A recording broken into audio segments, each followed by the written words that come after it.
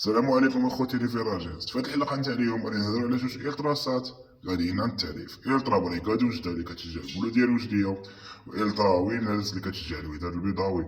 هاد العلاقه كانت اخويه بين المجموعتان ملي بداو يلعبوا ضد بعضياتهم حتى 2021. عاد بدا شي مناوشات ومراهنات اعمال شغب بعد نهايه المباراه. اللي بغى يعرف المعلومات ما عليه غير يدير لايك واشتراك القناه، وغادي نهضروا عليها ان شاء الله في هذه الحلقه. اول حاجه اللي خلات جماهير المولود ديال الوجديه تنطفل على جماهير الوداد البيضاوي ملي شافوا هذا الفيديو. جمهور الوداد دخل يشفر الخبز ومازال من المواد الغذائيه من بعض المحلات التجاريه، وشفروا شي رامونطويات وشحال من حاجه داروا. المهم نخليكم تفرجوا في هذا الفيديو للجميع يمكن يكون شافه، وغادي نكملوا مور هذا الفيديو.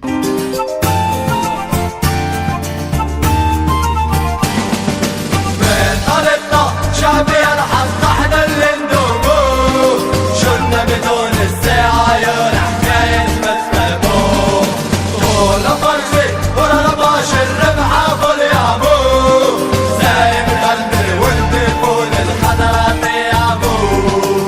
اي شوف اخوتي تراساونا. شو الودادين اللي يقول لك حضاره. شو الدرجات كاملين شنو داروا منا خويا؟ شو نمشيو ليه؟ يلا نمشيو ليه. انتم السيد مسكين خدام على رزقه بالطابله ديال الطوفان. شو الحجر. شو ليه؟ شو كي داير؟ الكراجات شو شو ليه؟ شو داروا؟ انتم اخوتي. شوف والمراه اللي ركبها التليفون والله موطا اللي مشات بالها. لا ما فين شغلك ما نشوف ما ضيعوا على ديال البريقات. هي عاوتاني وحده لونو السيدي بيع على راسو الفاخر. كلشي مشى. لا موطو داوها موبيلات داوها منا طيحوه داو له موبيلتو. علاش هاد الخدمه؟ المهم اخوتي هذا هو سبب العداوه اللي وقع.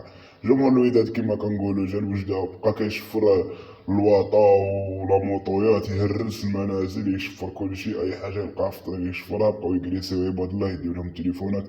هادشي اللي خلاو وجاده يمشيو عند الوداديين يجريو عليهم المدينه نتاعهم.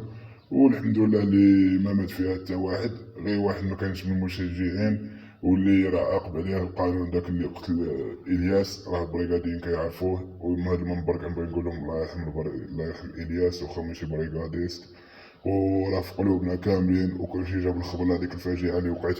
هو كان بلا موطو وكانوا باغيين يجريسيوه يديو له لا موطو، ضربوه بشي حجره ولا وصدق داخل في غيبوبه نتاع 15 نهار وموراها مات. والله يرحمها في هذا النهار، وكاملين ترحموا عليه في الكومونتيرات.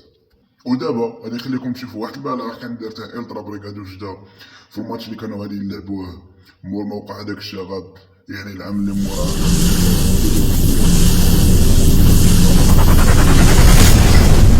واحد الميساج قال لهم احترموا المدينه. غادي نخليكم تسمعوا.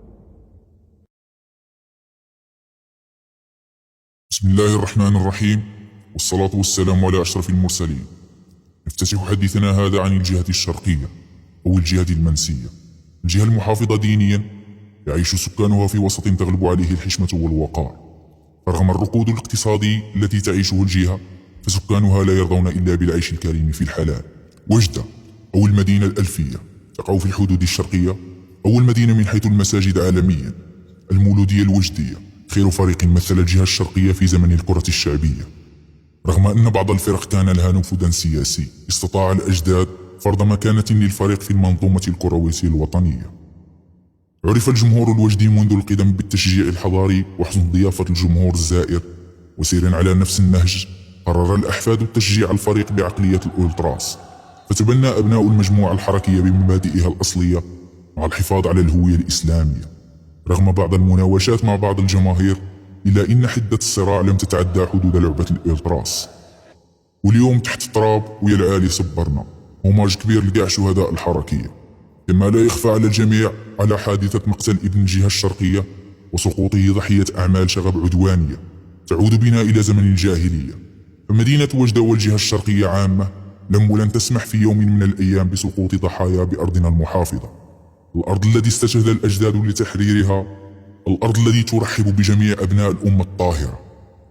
إلياس راح ضحية همج لا تمتهم الأولتراس بأي صلة، وليستغل هؤلاء الشرذمة من أجل إفراغ مكبوتاتهم، وفي الأخير تجد أن الضحية هو ابن الشعب المسالم الذي سقطت ورقته ووفى أجله. هو قدر ومكتوب، لكن ما يقلقنا هو الأسباب وكيفية تمرير الحادثة من الإعلام الماكر الذي أصبح يتفنن في تأجيج الصراعات بين عموم الجماهير. فلا يمكن قتل المسلم بغرض التعصب أو الانتماء. الروح عزيزة عند الله، فهنيئا لمن صانها وحافظ عليها واستعملها في الإخاء ونشر الخير، والويل لمن يزرع الفتنة بمفاهيم مغالطة وأفكار متشددة. فلا فرق بين عربي ولا أعجمي إلا بالتقوى والصفاء الفكري والنضج المبدئي. هو من ينتصر إذا كان يهاب الله الأحد. رحمة الله علينا وعلى موتانا. مفهوم الحركية راح أيضا ضحية مصالح شخصية ودنيوية. رد الدين لا يستوجب العنف والكراهية، لأننا نرى عائلات مشتتة، ضحايا في المستشفيات ومعتقلين في السجون. فالجماهير والأمة هي الخاسر الوحيد. في الأخير نجدد الترحيب بكافة الجماهير المغربية في مدينة وجدة في إطار احترم تحترم. والسلام عليكم ورحمة الله.